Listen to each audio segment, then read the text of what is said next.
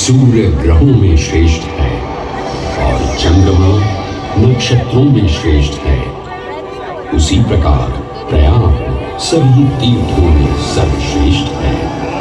पद्म पुराण में वर्णित ये श्लोक जिस तरह प्रयाग की विशेषता को दर्शाता है, उसी तरह इस पावन क्षेत्र का गुणगान करने वाली अनेक पौराणिक कथाएं, किंवदंतियां एवं कहानियां आज भी जनमानस में प्रचलित हैं। ऐसी ही एक पौराणिक कथा है जो भगवान ब्रह्मा को प्रयाग से जोड़ती है। मान्यताओं के अनुसार भगवान ब्रह्मा को यज्ञ करने हेतु एक दिव्य स्थान की आवश्यकता थी, जिसके चयन को लेकर वे बड़ी ही दुविधा में थे। अपनी दुविधा के निवारण हेतु भगवान ब्रह्मा नागों के देवता महाराज शेषनाग के यहाँ पहुंचे और उनसे कहा, हे आदिशेष, मैं यज्ञ करने हेतु इस सृष्टि में एक ऐसा स्थान ढूंढ रहा हूं जो दिव्यता और पवित्रता की दृष्टि से सर्वोत्तम हो। क्या आप मुझे ऐसा कोई उपयुक्त स्थान बता सकते हैं जो सभी तीर्थों में सर्वश्रेष्ठ हो? जगत रचयिता को मेरा प्रणाम। भगवान, मैं धन्य हूं कि आपने मुझे इस योग्य समझा। क्यों ना आप स्वयं ही सभी पवित्र स्थानों का मूल्यांकन करें। ऐसा कीजिए, आप तुला के एक पलड़े पर सप्तपुरियों को रखिए और दूसरे पलड़े पर भगवान विष्णु के स्थायी निवास प्रयाग को रखिए, जिसका भार सबसे अधिक आए। मेरे विचार में वही सर्वश्रेष्ठ तीर्थ होगा। इस मूल्यांकन के परिणाम स्वरूप प्रयाग का पलड़ा ही भारी रहा। इस तरह प्रयाग की प्रधानता सिद्ध हुई और तभी से इसे तीर्थों का राजा कहा जाने लगा। आज भी ऐसी मान्यता है कि भगवान ब्रह्मा ने गंगा नदी के पश्चिमी तट पर 10 अश्वमेध यज्ञ संपन्न किए थे। आज उस स्थान को हम दशाश्वमेध घाट के नाम से जानते हैं।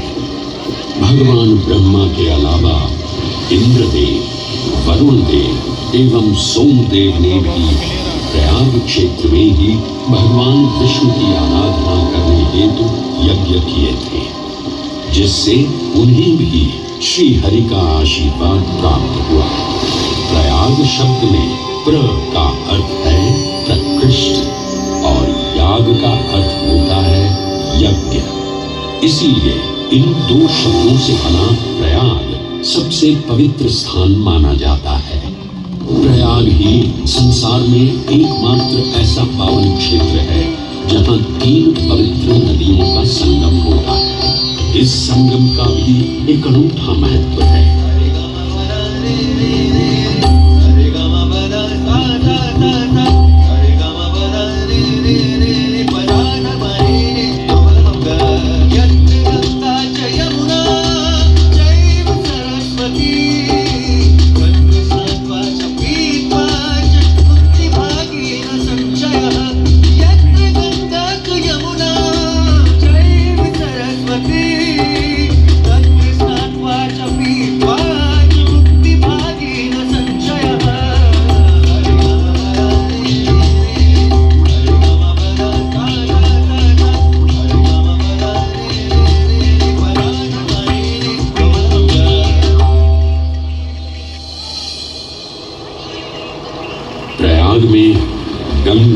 यमुना और सरस्वती जैसी 3 सबसे पवित्र और पूजनीय नदियों का दिव्य संगम होता है।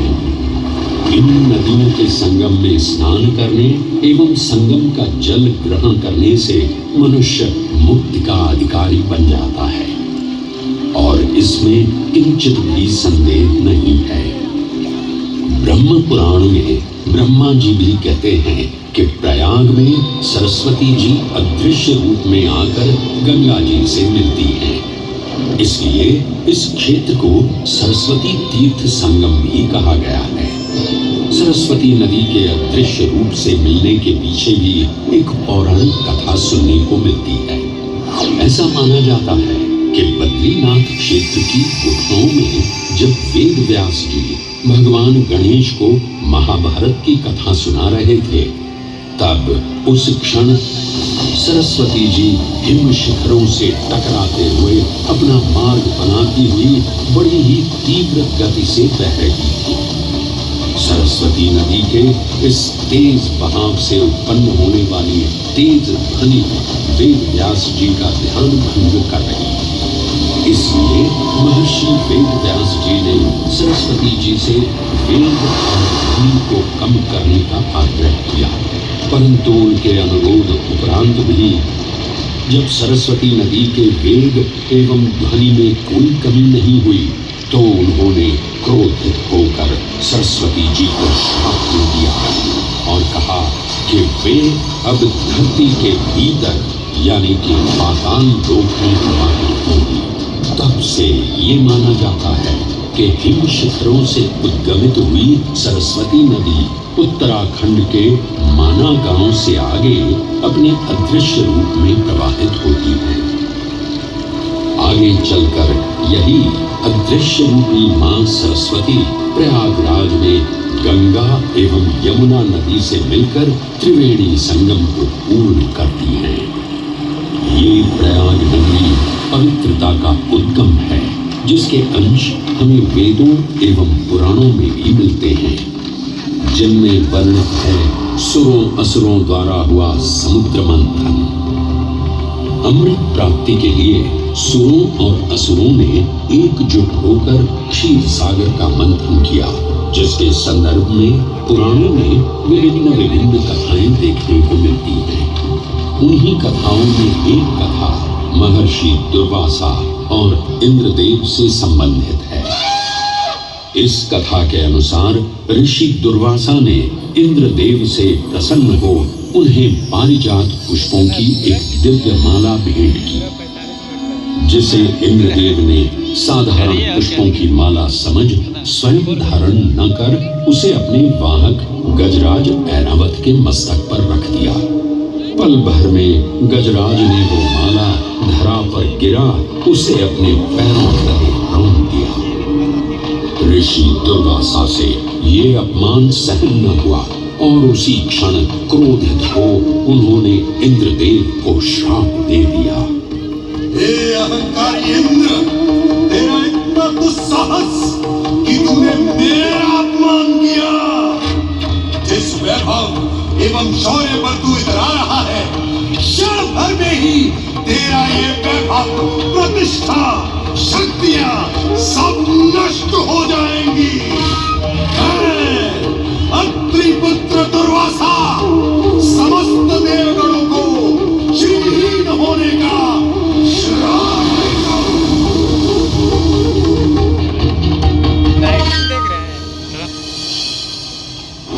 इस श्राप के परिणाम स्वरूप स्वर्गलोक से लेकर वैकुंठ धाम तक का सारा वैभव चला गया।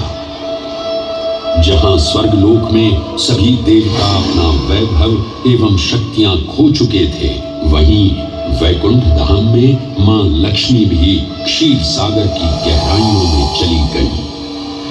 उनके जाते ही सृष्टि का संतुलन बिगड़ने लगा एवं असुर राजा बलि ने तीनों लोक अपने अधीन कर लिए।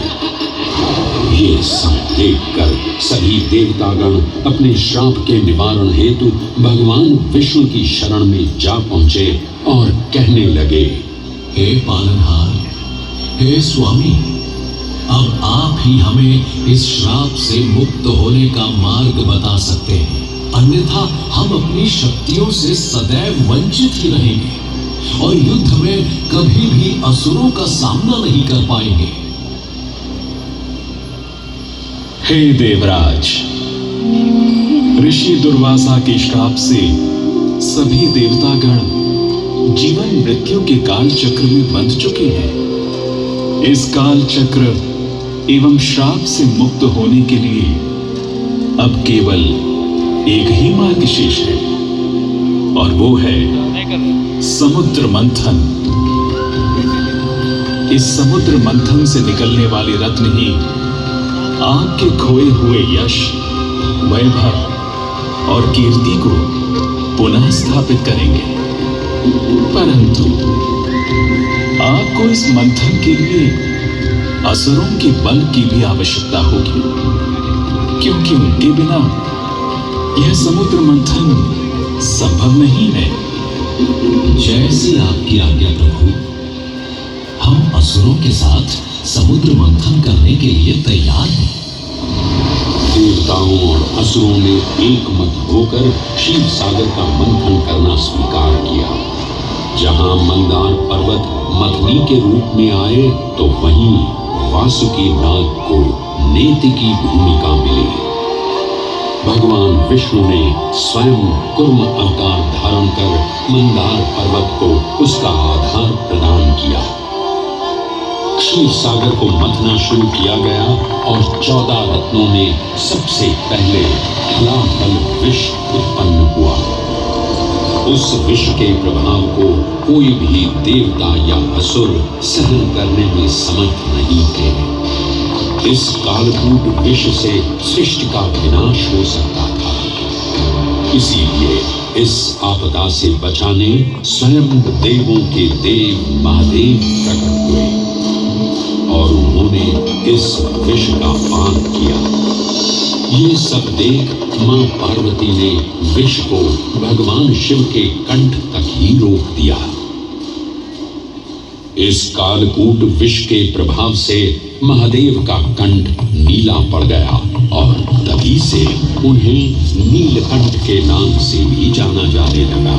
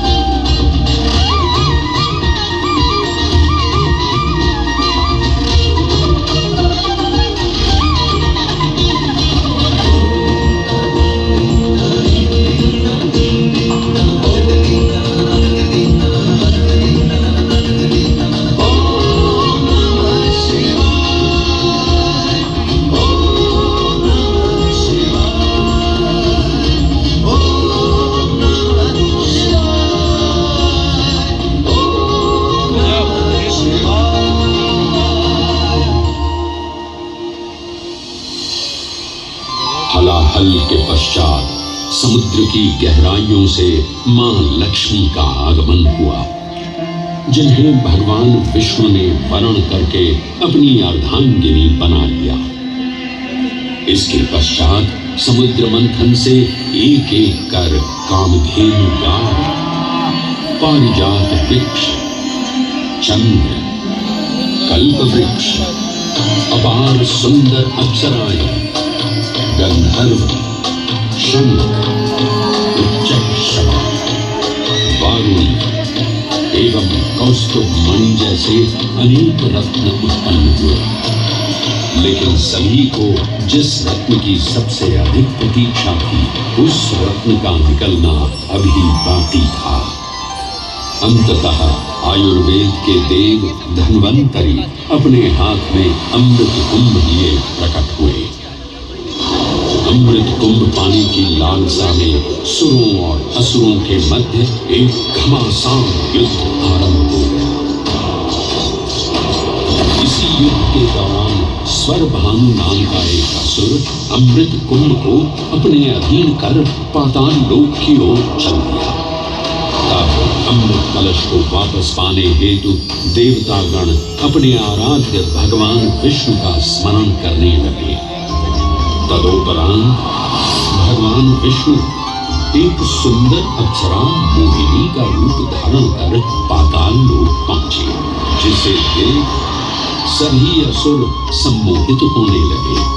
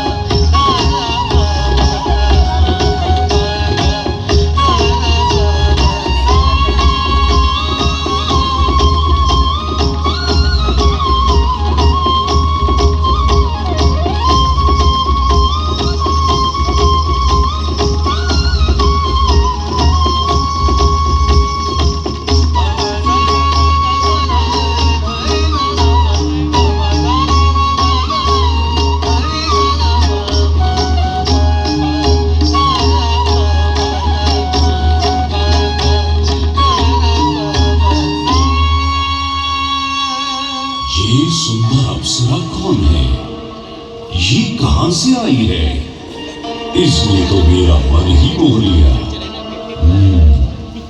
इसे तो मैं ही लेकर रहूंगा। इस सुंदर अप्सरा ने तो हम सबको सम्मोहित कर लिया है। हे सुंदरी, तुम कौन हो और यहाँ क्यों आई हो?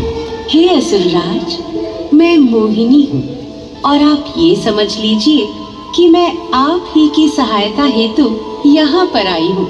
हमारी सहायता हेतु?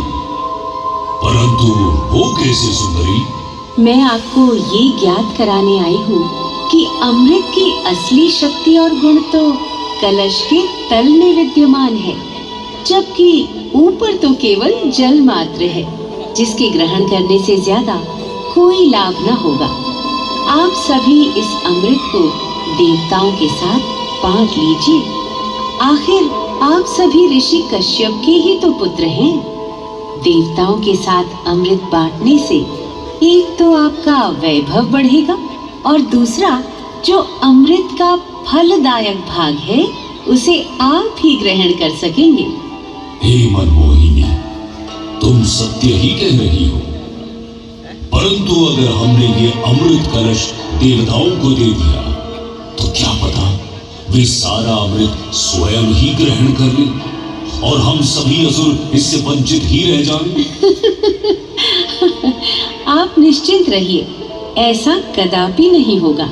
मैं स्वयं ही सभी सुरों और असुरों को अमृत पान करवाऊंगी और साथ ही साथ ये सुनिश्चित भी करूंगी कि अमृत का फलदायक भाग आप सभी को ही प्राप्त हो।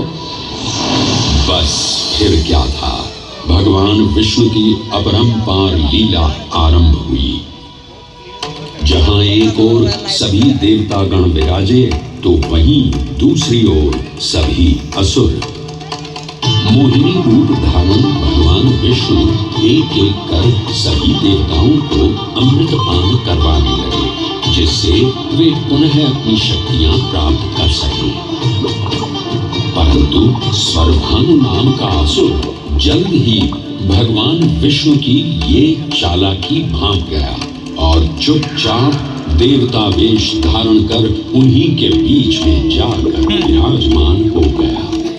तब जैसे ही मोहिनी स्वरभानु को अमृतपान कराने हेतु अग्रसर हुई, ठीक उसी क्षण सूर्य एवं चंद्रमा स्वरभानु का असली रूप पहचान गए। ये ज्ञात होते ही भगवान विष्णु अपने मूल रूप में परिवर्तित हो गए और अपने सुदर्शन चक्र से स्वरभानु का सिर धड़ से अलग कर दिया। परंतु तब तक अमृत की 2 बूंदें स्वरभानु के कंठ से उतर चुकी थी, जिसके चलते वो अमरत्व प्राप्त कर चुका था। इस तरह स्वरभानु के कटे हुए सिर के भाग को राहु का नाम मिला और धड़ को केतु के नाम से जाना जाने लगा।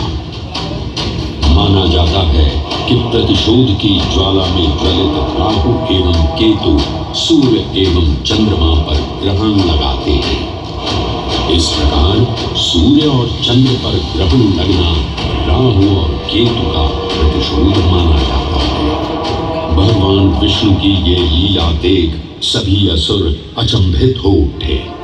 इससे पहले कि वे कोई प्रतिक्रिया दे पाते, भगवान विष्णु के वाहन पक्षीराज गरुड़ ने शीघ्रता से अमृत कलश को उठा लिया और अपने साथ लेकर स्वर्गलोक की ओर उड़ चले।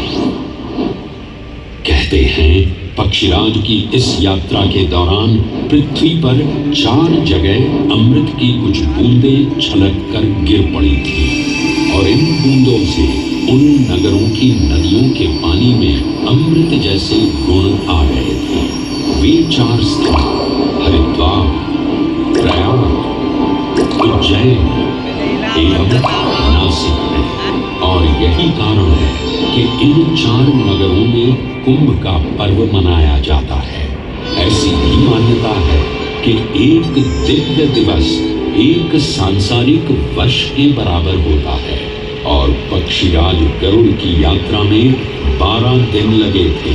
इसीलिए हर 12वें वर्ष में कुंभ पर्व मनाया जाता है।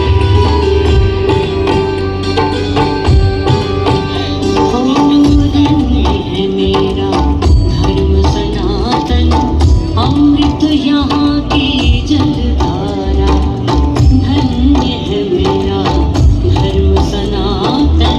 अमृत यहाँ की जलधारा, भक्त जनों का हुआ समागम, खुशियों का जय जयकारा, खुशियों का जय जयकारा।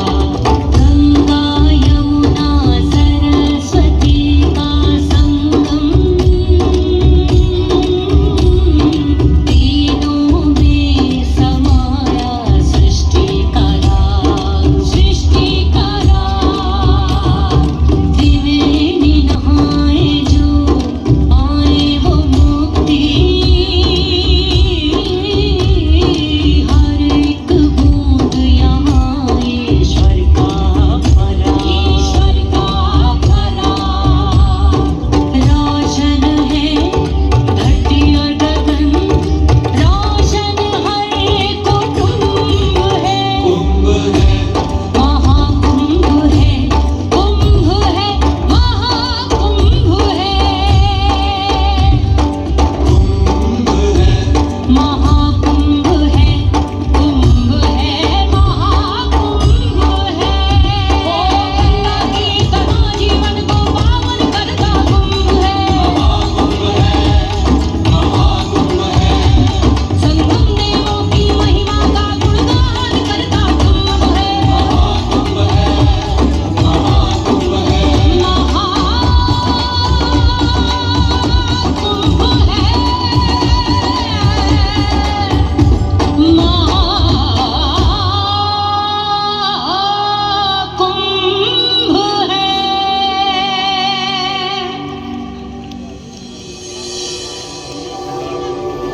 ग्रहों के अनूठे संरेखण से सुनिश्चित होता ये कुंभ महापर्व प्रयाग की भूमि पर उसी नक्षत्र में आयोजित होता है जिस नक्षत्र में यहाँ अमृत की बूंदें गिरी थी। गणनाओं के अनुसार जब बृहस्पति वृषभ राशि में और सूर्य चंद्रमा मकर राशि चक्र में प्रवेश करते हैं तब प्रयागराज में कुंभ पर्व आयोजित किया जाता है। सनातन धर्म की प्राचीनतम धरोहर माना जाने वाला ये कुंभ पर्व भारत ही नहीं बल्कि विश्व भर से आए करोड़ों श्रद्धालुओं का स्वागत करता है। कुंभ पर्व केवल एक पर्व ही नहीं बल्कि एक तीर्थ का अवसर भी है जहां लाखों करोड़ों श्रद्धालु कल्पवास के नियमों का पालन करते हैं। पौष पूर्णिमा से लेकर माघ पूर्णिमा तक चलने वाले कल्पवास के दौरान तीर्थालु सांसारिक सुखों को त्याग कर तपस्वी संतों की तरह कुटिया में रहते हैं। उनकी दिनचर्या ब्रह्म मुहूर्त में गंगा स्नान से शुरू हो संध्या वंदना और भजन कीर्तन जैसे आध्यात्मिक कार्यों के साथ रात्रि तक समाप्त होती है। श्रद्धालु दिन में केवल एक ही बार भोजन ग्रहण कर मानसिक रूप से धैर्य, अहिंसा और भक्ति भाव में लिप्त रहते हैं। ऐसी मान्यता है कि जो कल्पवासी मोक्ष की अभिलाषा लिए कुंभ पर्व में कल्पवास के नियमों का पालन करते हैं, उन्हें मोक्ष अवश्य ही प्राप्त होता है। पारंपरिक रूप से इस आध्यात्मिक पर्व की औपचारिक शुरुआत का श्रेय 8वीं शताब्दी के हिंदू दार्शनिक और संत आदि शंकराचार्य को दिया जाता है। उन्होंने न केवल 4 पवित्र मठों पुरी, श्रृंगेरी, द्वारका और बद्रीनाथ की स्थापना की थी, बल्कि सन्यासी परंपरा को जीवित रखने हेतु 10 नाम सन्यासी व्यवस्था का गठन भी किया था, जिसके अंतर्गत निर्माणी, अटल, निरंजनी, आनंद, जूना, आवाहन और अग्निसात नामक 7 अखाड़े निर्मित हुए। आदि शंकराचार्य का उद्देश्य शास्त्रों के ज्ञान को आपस में साझा कर सनातन धर्म के दार्शनिक आधारों को सुदृढ़ और परिपक्व करना था। अतः धर्म की सभी शाखाओं को संगठित रखने हेतु